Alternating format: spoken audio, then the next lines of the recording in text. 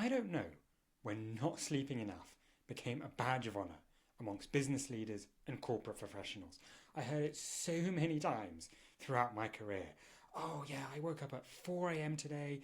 I've gone to the gym. I did some meditation. I planned for the day. I got my next meeting presentation done. Look at me. I'm so super efficient. I won the day. And I only did it on 5 hours of sleep last night. Okay, fine. You think that's working for you, superhuman? Perhaps it is in the short run. And perhaps you're one of those people who thinks that they can function on just 5 hours of sleep. And you know what? You think you're being inspiring by getting everyone else around you to see what's possible by extending your day and not sleeping enough. But, some of the things I've heard, surely it's good for me to wake up early and exercise. Surely that's what all the productive, high-performing business leaders do. Well, yeah, it is. I'm not against waking up early if you've got enough sleep and you've gone to sleep early enough the night before. I've got a problem of going to sleep at 12 a.m., getting up at 5 a.m. to exercise and win the day, and thinking that's good for you. Because I've got a newsflash, it's definitely not. And what about if you need to work long hours for your career or to grow your business? Listen, I get that. Loads of jobs have long hours. Loads of jobs have shift work. I used to be a doctor. I used to work ridiculous and stupid shifts. It's part of the job. And as a small business owner, I get the stress of trying to grow your business and working long hours.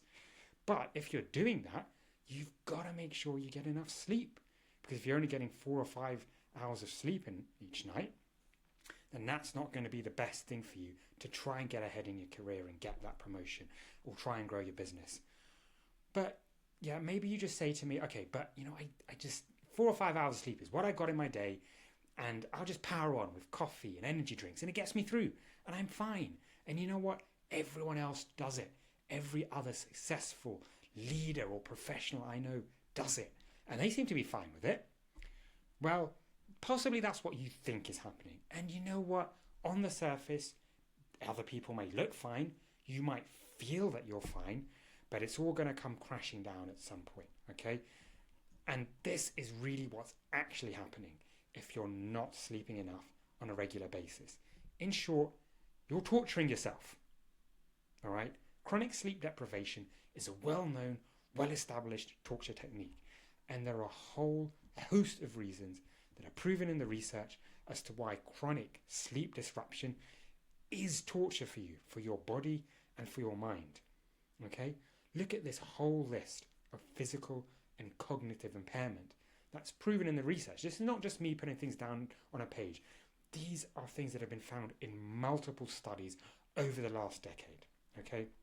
And you can see from the sort of psychosocial point of view, not sleeping enough leads to increased risk of anxiety, depression, frustration, low self-esteem, and difficulty coping with basic daily activities, okay? Now, if you're one of those people who's sort of a high-functioning business leader, high-functioning professional, this may not resonate with you.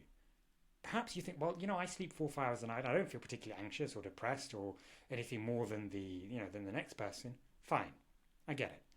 But look on the other side.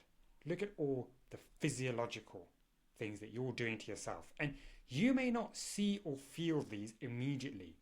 But if you're not sleeping enough for a long period, I can guarantee this is what's happening inside your body and inside your brain. Okay?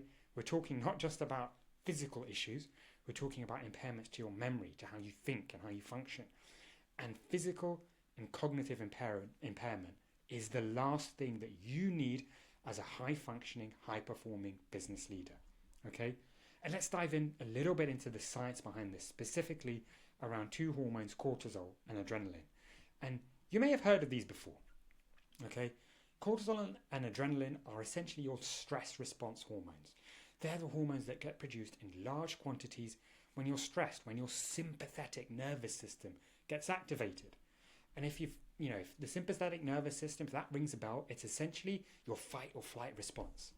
And in some cases, you absolutely want that to be activated. All right?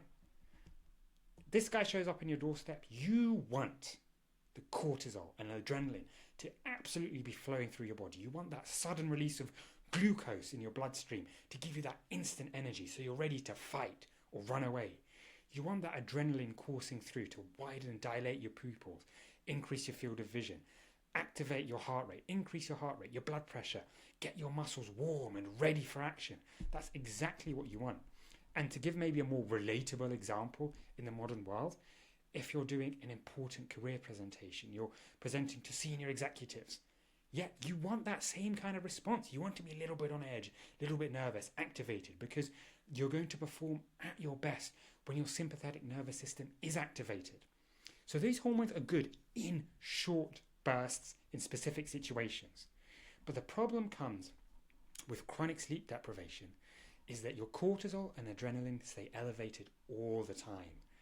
And chronic elevation is essentially chronic stress. And your body doesn't know, it can't distinguish. All it knows is that you're stressed all the time.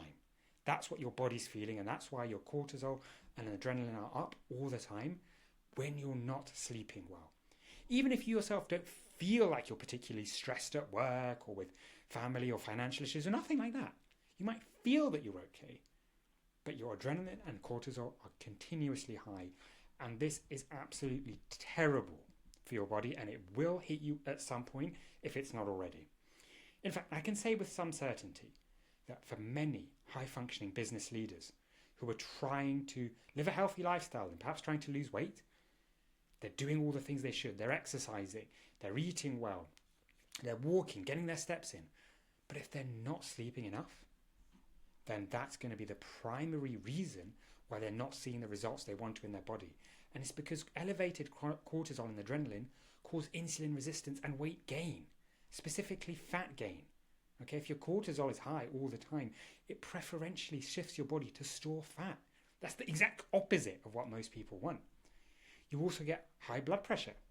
Okay, and I'm not just talking high blood pressure acutely in that small stress situation. I'm talking about proper chronic high blood pressure because your vessels are continuously constricted and inflamed. That's not what you want. And because of this high level of stress, the fact that your body never has a time to recover and come down, your immune system is suppressed as well. So you're more likely to get coughs, colds, infections, and even more serious things like cancer, like heart disease, like stroke.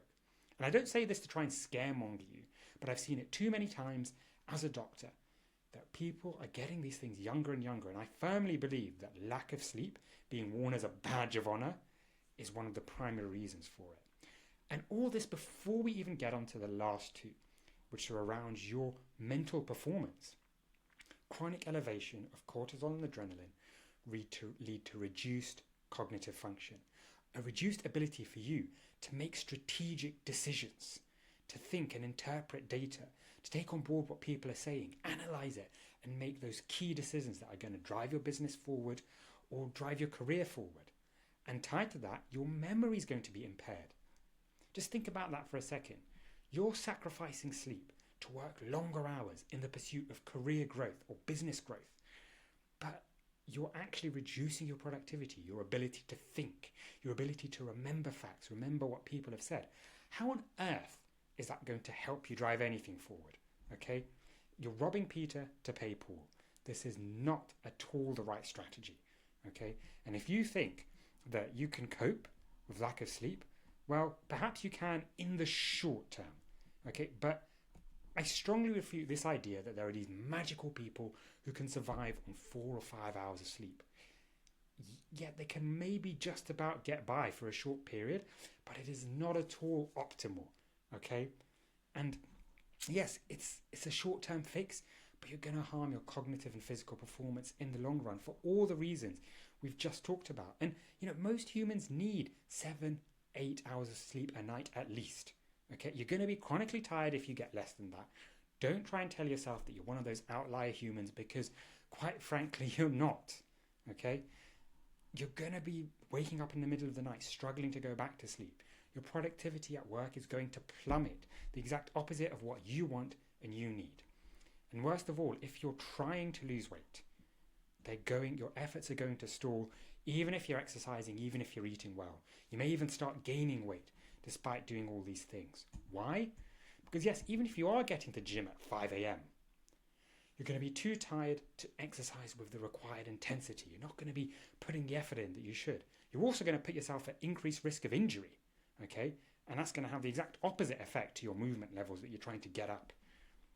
And you're going to be too tired to control what you eat, both how much and the quality of your food. Studies have shown, and you will know from bitter experience, that when you're sleep deprived, you make poorer quality decisions, particularly around emotional things like what you eat. Okay? So, really, you should not be wearing your lack of sleep as a badge of honor. Okay? Don't go bragging about it. You should be ashamed of it, in fact.